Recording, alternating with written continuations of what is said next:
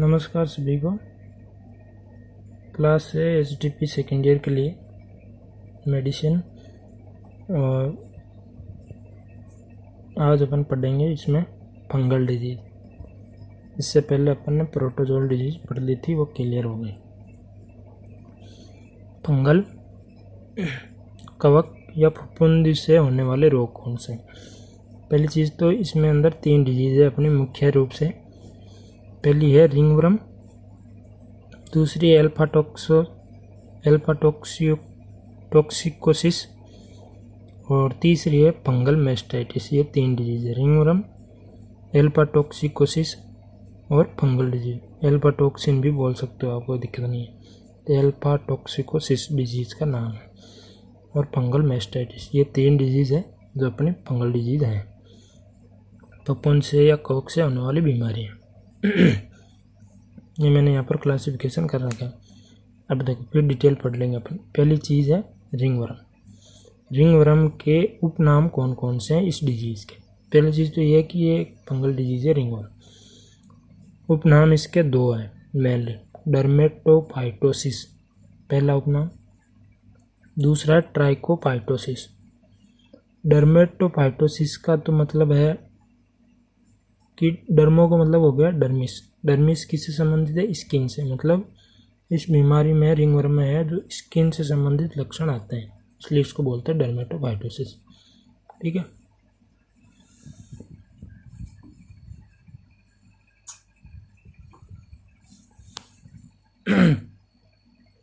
इसके बाद आते हैं कि इस रिंगवर्म के एजेंट कौन कौन से, कारक कौन कौन से। तो गाय के अंदर जो रिंगवर्म करने वाला फंगस है उसका नाम है ट्राइकोफाइटोन वेरुकोजन।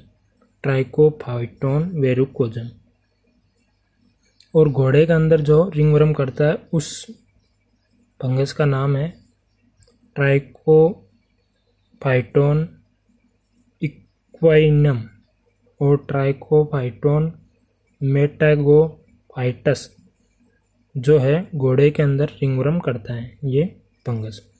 भेड़ बकरी के अंदर व सूअर के अंदर जो रिंगवर्म करता है वो है फंगस ट्राइकोफाइटोन मेंटोगोफाइटस और ट्राइकोफाइटोन वेरुकोजन। यह है भेड़ बकरी के अंदर जो रिंगवर्म करते हैं। अब मैंने यहाँ दूसरा बताया था रिंगवर्म का सिनोनिम, तो वो नाम था ट्राइकोफाइटोसिस। ट्राइकोफाइटोसिस का मतलब है 3 फंगस। 3 फंगस ऐसे है जो पशुओं के अंदर रिंगवर्म करते हैं। तो 3 कौन कौन से थे? ट्राइकोफाइटोन वेरुकोजम और ट्राइकोफाइटोन मेटागोफाइटोसिस और ट्राइकोफाइटोन इक्वाइनम। ये 3 फंगस थे जो रिंगवर्म करते हैं, इसलिए इसको ट्राइकोफाइटोसिस भी कहते हैं। इसके बाद आता है अपना एल्फाटोक्सिकोसिस। पहली चीज़ तो 1980 के अंदर ये डिजीज़ देखी गई थी। और होता क्या है, एल्फाटोक्सिकोसिस का मतलब है टॉक्सिन के कारण होती है। और टॉक्सिन कैसे, जैसे मूंगफली है, सोयाबीन है, मक्का है, कपास है, बिनोला है, गेहूँ, बाजरा, इन सभी से टॉक्सिन बॉडी के अंदर क्रिएट करते हैं। ज़्यादा मात्रा में खा जाए या सड़ा गला खा जाए तब, या फफूंदी लगा हुआ खा जाए, मतलब लंबे टाइम तक, जैसे मान लो कोई रोटी पड़ी रही है अपनी, तो उसके अंदर सफ़ेद परत सी चढ़ जाती है, वो एक तरह का टॉक्सिन है। ठीक है, मतलब उसके ऊपर फफूंद पनप गए और वो अगर आप पशु को खिलाओगे तो वो पशु बीमार हो जाएगा। तो इसी तरह से यहाँ है, तो वो एल्फाटोक्सिकोसिस है। अब इसका उपनाम है माइकोटोक्सिकोसिस।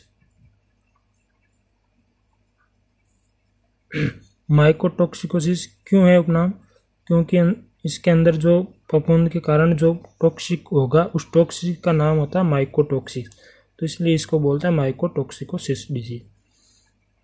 इसके बाद है इसका एजेंट, मतलब इसका फंगस कौन सा है। तो फंगस है एस्परजिलस फ्लेविस। एस्परजिलस फ्लेविस के कारण एल्फाटोक्सिकोसिस डिजीज होती है, या दूसरा नाम है एस्परजिलस पैरासाइटिकस, ये भी इसका एजेंट है। फिर आता है अपना फंगल मेस्टाइटिस। मतलब मेस्टाइटिस का मतलब क्या होता है? Inflammation of memory gland. जैसे मेस्टाइटिस 3 प्रकार के होते हैं। एक होता है गैंग्रीनस मेस्टाइटिस, एक होता है कोल्ड मेस्टाइटिस और एक होता है यहाँ पर ये फंगल मेस्टाइटिस। 3 तरह के मेस्टाइटिस होता है। कोल्ड मेस्टाइटिस तो होता है बैक्टीरिया इन्फेक्शन के कारण होता है cold mastitis. Fungal mastitis fungal के कारण होता है। और गैंग्रीनस मेस्टाइटिस को समर मेस्टाइटिस भी बोलते हैं। मतलब गैंग्रीन का मतलब होता है गलन अवस्था, मतलब लास्ट स्टेज ऑफ मेस्टाइटिस। जब मेस्टाइटिस की अंतिम अवस्था होती है ना, तो उसके अंदर थन है वो सड़ जाते हैं एक तरह से और गिरने की स्थिति में आ जाते हैं, मतलब टूट कर गिर भी जाते हैं कई बार, तो उसको बोलते हैं गैंग्रीनस मेस्टाइटिस। तो 3 तरह के मेस्टाइटिस होते हैं। 3 क्या 4 तरह के ही होते हैं। फंगल मेस्टाइटिस हो गया पहला मान लो, दूसरा हो गया कोल्ड मेस्टाइटिस, तीसरा हो गया समर मेस्टाइटिस और चौथा कौन सा हो गया? फंगल, कोल्ड, समर और एक और है, कौन सा मेस्टाइटिस है? 4 है। ठीक है, मैंने पहले बता दिया नाम, लिख अब दिमाग से निकलो। इसके अंदर जो फंगस है, कौन कौन से फंगस जो फंगल मेस्टाइटिस करते हैं? तो पहला है एस्परजिलस स्पीसीज के जितने भी फंगस है वो सभी फंगल मेस्टाइटिस करते हैं, चाहे वो फ्लेविस हो चाहे पैरासाइटिकस हो। Aspergillus parasiticus, aspergillus flavus. Aspergillus तो एक परिवार है, इस परिवार के अंदर अलग अलग वर्ग हो गए सदस्य की तरह, जो ये फंगल मेस्टाइटिस करते हैं। कॉन्डिडा स्पीसीज के जितने भी फंगस हैं वो भी फंगल मेस्टाइटिस करते हैं। क्रिप्टोकोकस, मियोफॉर्मस, फॉर्मेंस, ये भी फंगस है जो फंगल मेस्टाइटिस करते हैं। ट्राइकोस्पाइरोन,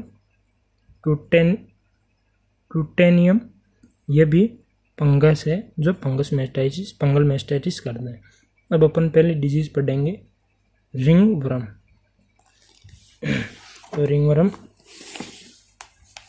ये रही आपकी फंगल डिजीज और इसमें ये रही रिंग वर्म। पहले बता दिया मैंने कि इसके 2 नामों से और भी जानते हैं, डर्मेटोफाइटोसिस और ट्राइकोफाइटोसिस। दूसरी चीज़ है कि डर्मेटोफाइटोसिस, डर्मिस का मतलब है त्वचा, इसका मतलब ये है कि त्वचा से संबंधित ये रोग है, मतलब त्वचा व बाल आदि की एक फफूंद जनित छूतदार बीमारी है। छूतदार का मतलब है छूने से ही फैल जाती है ये पशु दूसरे पशु।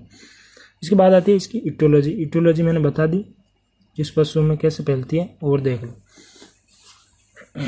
गाय के अंदर इसका एजेंट है वो है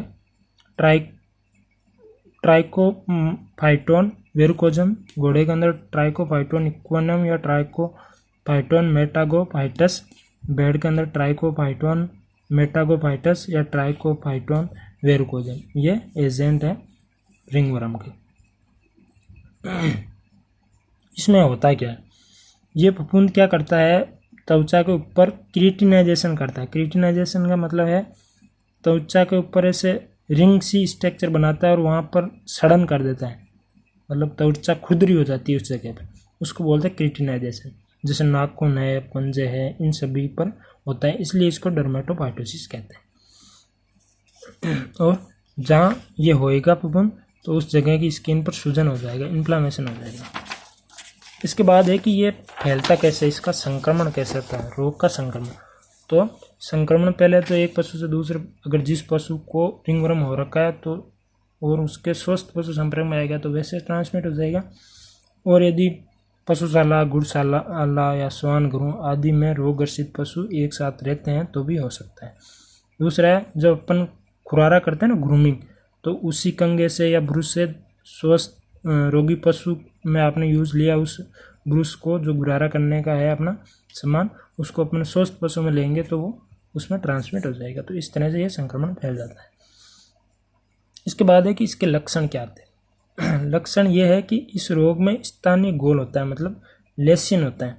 लेसिन का मतलब जिस जगह पर फफूंद का संक्रमण होगा उस जगह पे स्किन के ऊपर ऐसे एक रिंग सी बन जाती है। रिंग का मतलब गोला बन जाता है, इसलिए इसको बोलते हैं रिंगवर्म।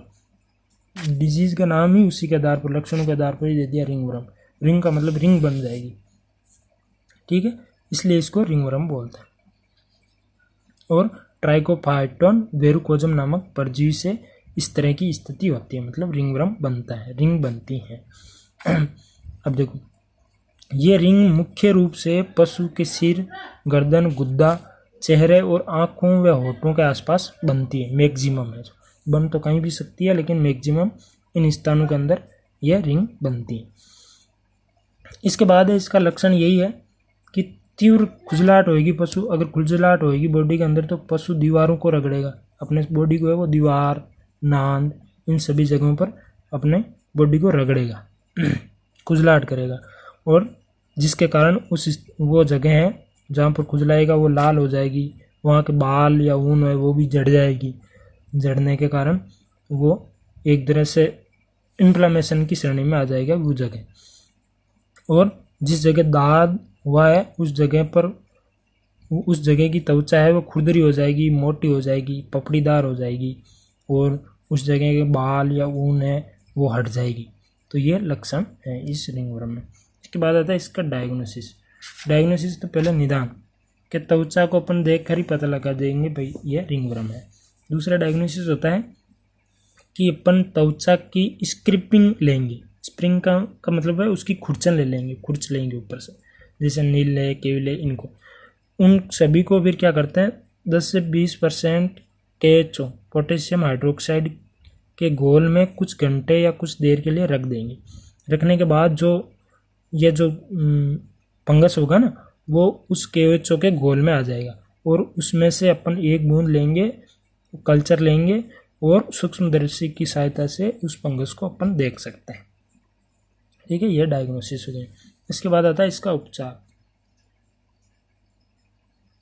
पहली चीज़ तो जिस जगह पर रिंगवर्म है वहाँ के आसपास के आप बालों को काट देंगे और अच्छी तरह से डिटर्जेंट से धोएंगे, मतलब साबुन है, कुछ भी डिटर्जेंट है आपके पास, उसको अच्छी तरह से साफ़ कर देंगे। साफ़ करने के बाद में उस जगह पर पोविडीन लगा देंगे या पोविडीन लगा दो, या कोई भी एंटी फंगल ऑइंटमेंट भी आप यूज़ कर सकते हो। देखिए, एक इंजेक्शन यूज में लेते हैं एंटी फंगल का, तो वो लेते हैं ग्रीसियोफ्लुविन नाम से एक इंजेक्शन आता है जो एंटी फंगल इंजेक्शन है। ये आप यूज करते हैं रिंगवर्म के अंदर, और कैटल में यूज करते हैं 10 mg पर kg बॉडी वेट के अनुसार, और इसके अंदर 2 से 5 ग्राम पर ऑन्स के अनुसार। पाउडर फॉर्म में भी आता है ग्रीसियोफ्लुविन है ना, ये इंजेक्शन भी आता है, पाउडर फॉर्म में भी आता है, ऑइंटमेंट के रूप में भी आता है, सभी चीज़ से आता है। और अगर आप ये नहीं लेते हो तो ऑइंटमेंट भी यूज ले सकते हो। ऑइंटमेंट कौन कौन से हैं? माइक्रोनाजोल, क्लोस्ट्रीमाजोल और एनलियनाजोल, ये है एंटी फंगल ऑइंटमेंट हैं सभी तीन। तो ये भी आप त्वचा के ऊपर रगड़ सकते हो। उसके बाद आता है इसका बचाव कैसे करें। बचाव के लिए पहली चीज़ तो यही है, रोगी पशु को स्वस्थ पशु से अलग रखें। पशुशाला को 2% फॉर्मेल्डिहाइड व कास्टिक सोडा का 1% घोल बनाकर अच्छी तरह से धोए और रोगी पशु का तुरंत इलाज कराएं। यह आपके हो गई रिंगवर्म। इसके बाद अगली डिजीज